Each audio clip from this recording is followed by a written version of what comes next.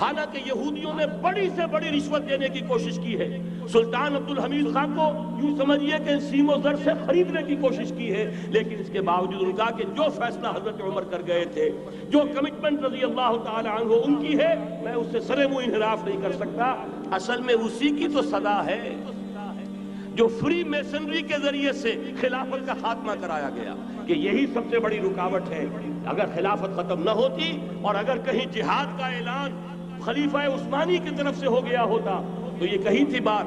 جب حضرت شیخ الہند رحمۃ اللہ علیہ جب یہ اسیری میں تھے مالٹا میں، تو وہاں کا انگریز کمانڈنٹ اس نے کیونکہ وہ کچھ مرید ہو گیا تھا یا کم سے کم عقیدت مند ہو گیا تھا، ایک روز حضرت شیخ الہند نے ان سے سوال کیا اس شخص سے کہ آپ لوگ ہماری خلافت کے پیچھے کیوں پڑے ہوئے؟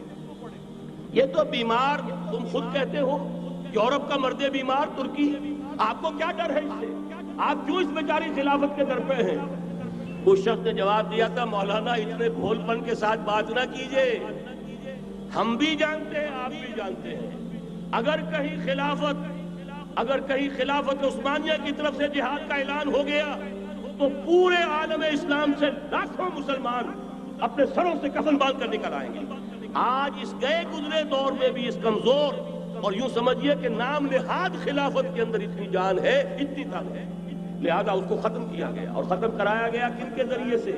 وہ جو مسلمان کہلاتے ہیں تھے فری میسن، مصطفیٰ کمال پاشا فری میسن، اور اس کے ذریعے سے انہوں نے سارے کام جو کروائے وہ در حقیقت اپنی سازشوں کے ذریعے سے اور مسلمانوں کو استعمال کر کے. بہرحال بات لمبی ہو رہی ہے.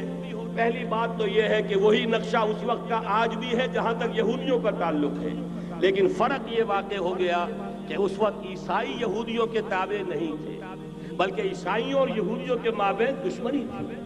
آج یہودی عیسائیوں پر مسلط ہو چکا ہے.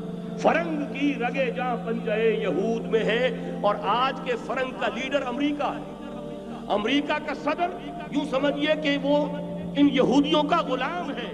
مجال نہیں کہ ان کی مرضی سے ادھر سے ادھر ہو جائے، اور اگر کوئی غلطی سے ادھر سے ادھر ہو جائے تو اس کا پتہ چاک ہو جائے گا.